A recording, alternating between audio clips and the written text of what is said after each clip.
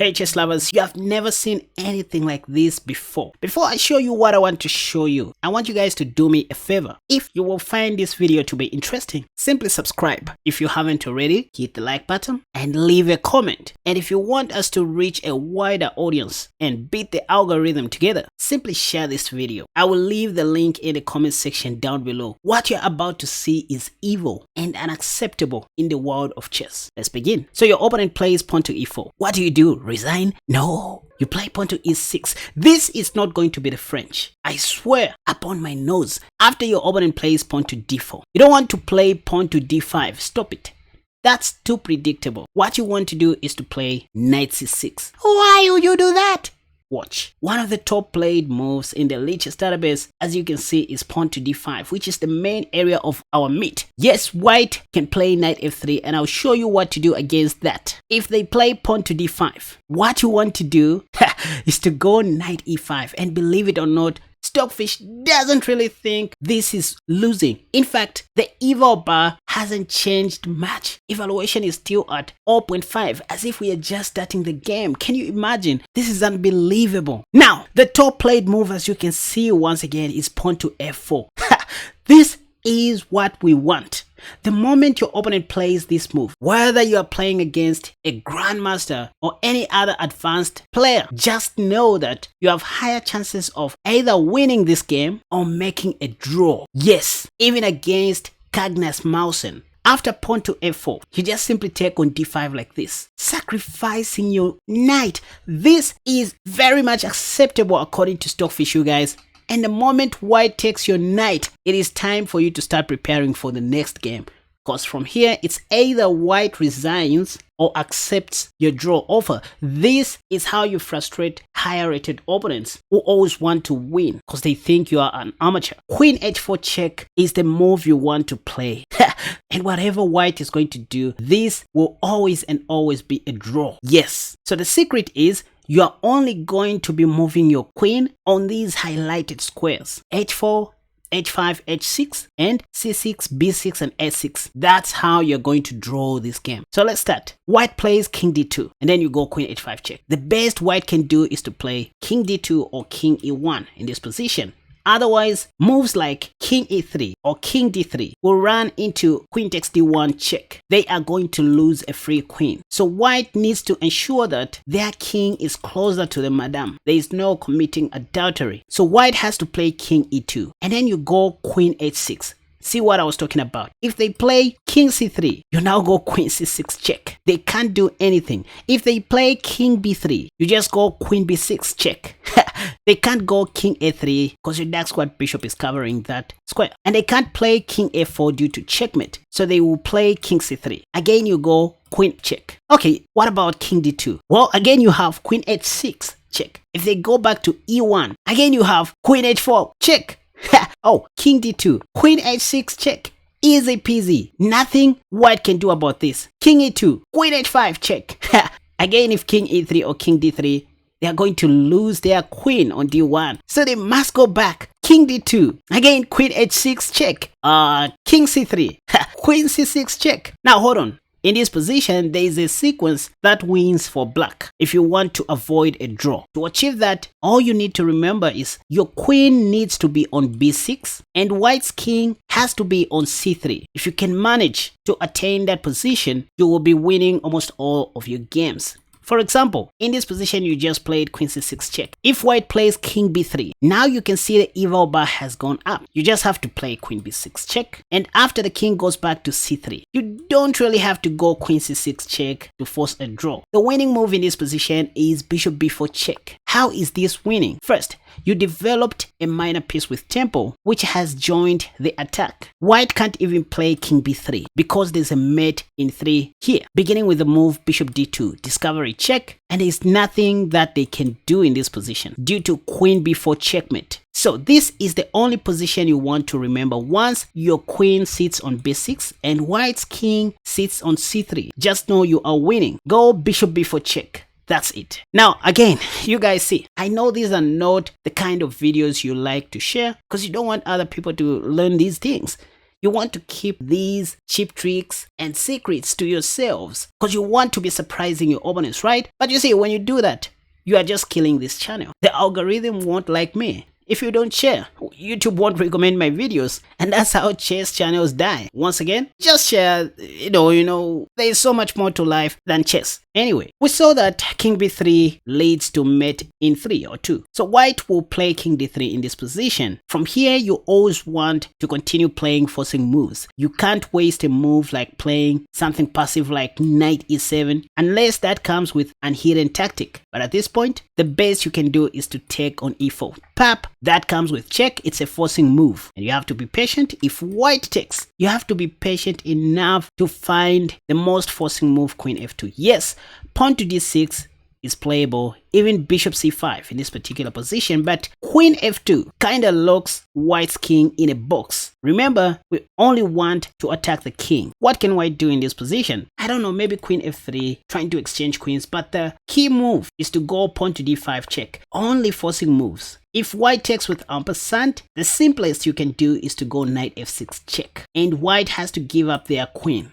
Otherwise, moves like king d3 will run into bishop f5. King c4, you have queen c5 check. King b3, you have bishop c2 checkmate. So what am I saying? Once you play queen f2, be patient enough to start looking for mating combinations, and your key move should always be pawn to d5. Sometimes white may play queen e2, but once again, pawn to d5 is your key move. Again, if they take with ampersand, you need to be very careful and see all the squares, because one wrong move may cost your game. For example, if you just play knight f6 here, white can play king d3. That'll come with a discovery check. And on the next move, they are going to grab your queen, or you're going to be forced taking, you're going to be down a piece. So if you think about it in this position, the best you can do is to go bishop f5 check, so that white doesn't have this discovery check. Even if they play king d5, which comes with check, at least you have bishop e6 covering that check. And again, if king e4, now this is when you go knight f6 check. You need to have special eyeballs.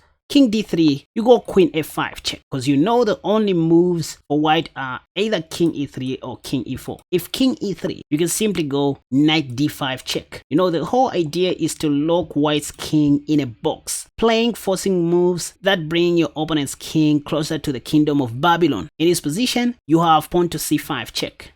That's a forcing move. After king c4, you can even go knight e3 check, because there's only one valid move for white, which is king b5, and then you go bishop d7 checkmate. So my advice is just continue looking for great tactical combinations while not forgetting to play pawn to d5 whenever you have a chance. Play queen f2 and think of pushing d5. If they play something like bishop b5, stopping pawn to d5, which is your key move in this attack, again, take your time to find the best move. Of course, pawn to c6 is okay, but here, if you calculate through one more time, knight f6 check wins, because if pawn takes and you castle short, white is going to be in big trouble. Look at this. All you need are just too many pieces to attack your opponent's king. Knight f3, rook e8 check, king d3, d5, paving way for your light squad bishop, and you're going to mate white anytime soon. Or maybe if they go king f4 in this position, you continue finding forcing moves such as pawn to g5 check. This time why? If king g4, you have rook e4 check and find checkmate. If f5, you have pawn to d5, discovery check. If king takes, you find another forcing move, queen takes g2 check, which is easy to find. If king f4, this looks tricky, but you have to find bishop f8 and this. If king h5, just an example, you have queen g6 check, and after this, rook e4, then mate on the next move.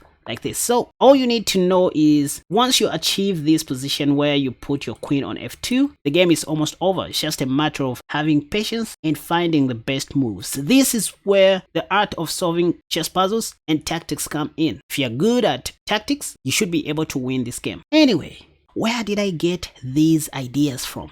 Did I smoke before creating this video?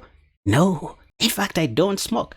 I got these ideas from the McKenna's defense. Actually, that's where white plays pawn to d4 and then you start with knight c6. The McKenna's defense. The whole idea is if they play pawn to d5, now you go knight e5. I want you to see what is happening in the Lichess database. Look, the top played move in this position is pawn to e4. And this is where we play e6. So that if they play pawn to f4, what do? We go knight g6? Or we go home? No!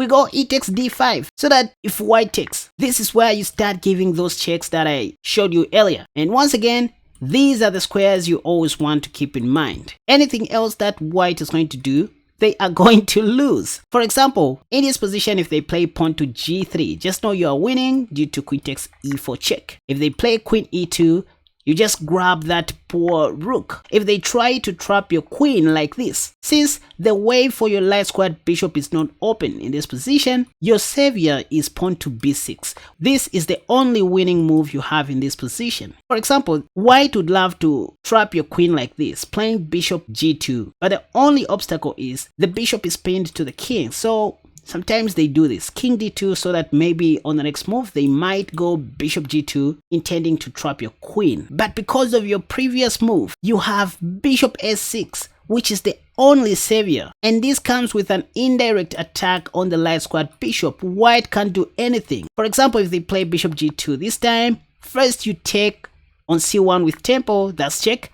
And after king takes, you grab that queen. So you just got back your piece. If anything, you're just up a piece in this position. So with this move sequence, b6 and bishop s6, white won't have bishop g2 anymore. If they take your bishop, now this is when you free up your queen like this. And bam, you are just up an exchange with a better position. You should be winning this game. I just wanted to show you what happens if white tries to play something else. For example, you just play queen h4 check.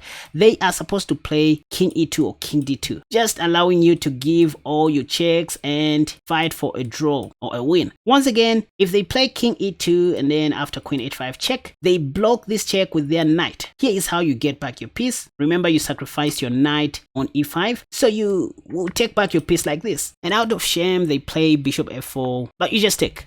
That comes with check. After pawn takes, you develop your knight on e7. It's going to sit on f5 someday. I'm sure you can't fail to win from here or to convert. Material is equal, but you're just up a pawn with a better pawn structure. So we've seen that even after knight f3, that loses due to d takes e4. And after bishop f4, you take, takes, knight e7. I mean, even if they play knight b d2, maybe attacking your pawn, again, just take.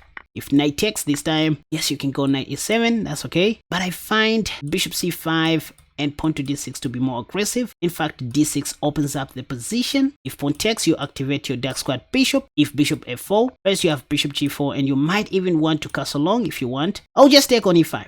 Point is, if bishop takes, now you have bishop e6. Point is, you want to give a check or maybe activate your rook. So white doesn't even have time to take on c7. E.g. bishop takes, knight f6, queen d4, bishop e7. What else? Rook e1, castle short. All you need is just to put your king to safety and start playing the normal game of chess. White's king is exposed, so you won't find it difficult to attack it. One last line after fe and queen h4 check. There's one move sequence that I saw some time back after king d2, queen h6 check, king d3, queen h6 check, then king e3, queen h6 check, and king f2. So here you don't have queen h4. Due to pawn to g3, knight f3, you're going to lose. But this only allowed you to activate your bishop like this. Again, if king e2, you simply have queen h5 check. This is even worse. If knight f3, you can just take. But let's say after bishop c5 check, white goes king g3. So these are certain positions that may confuse you. But if this happens, just in case this happens, the best I recommend is to go queen b6. With queen b6, not only are you threatening to take that knight, but you are also threatening to give a check and maybe pave way for your light squared bishop, doing all those things. So just know these things may happen after queen a6 check, and this white may always find king f2 or even king f3. But even after king f3, you can go queen h5 check, and after pawn to g4, you take on e4 with check. If white takes, calling you a bluff, again your key move, pawn to d5 check. Whenever white's king sits on e4, you always want to play d5. But there should be a solution to this anyways. When you see that white's king is almost escaping, or when you foresee something like this where you know that after queen h6 check, white can manage to put their king on f3 or on f2, this is where you might want to recruit another minor piece, bishop c5 check. So in other words, whenever you see that it is possible for white to play king f3 or king f2, or when the white king is on e3 and it's your turn to make a move, you might need to call for help. Bishop c5 check. Always remember this, so that white can't play king f2. If they play king f3, this is even worse. First you have d takes e4, that comes with check. They can't play any of these highlighted moves. Besides, if they check, now you have queen g6 check. If they go back, you can even pave way for your light squared bishop with pawn to d6 or even pawn to d5. Now let's say pawn to d6, because at least we have chance to take on e5 if things go wrong. With d6, if white plays bishop f4, you win their queen like this. So they'll play something like h3. And then what else? You need to continue attacking right, so you go queen f5 check. And this is what I said, if bishop f4, at least you take on e5 with tempo, you're going to get back your piece. And maybe if white plays king back to e2 in this position, you have mate in 2 beginning with queen e4 check. Only sensible move for white, bishop e3 and then checkmate. And this is the ultimate solution for this opposition. Whenever you see your opponent's king on e3 and it's not in check, it is time to call for help. Bishop c5 does the job. From here you can analyze with Stockfish and see what else you can do with this, just to ensure that you don't lose. So in closing, just think of starting with the French defense, fooling your opponent as if you want to play pawn to d5, then all of a sudden you play knight c6. In the next video we are going to look at other possible moves like knight f3, c4, knight c3 and even pawn to e5. So stay tuned and be sure to subscribe and turn on the bell notification icon so that you don't miss any of my future uploads. Right, this video was sponsored by all of our paid members on Patreon. These are the guys who support Casper Chess financially. In return, we give them extra study materials and other premium content on Patreon to thank them in style. Not to mention that all of our patrons are at liberty to make video requests and ask any chess related questions. You can join free membership and pay later if you want through the link in the comment section down below.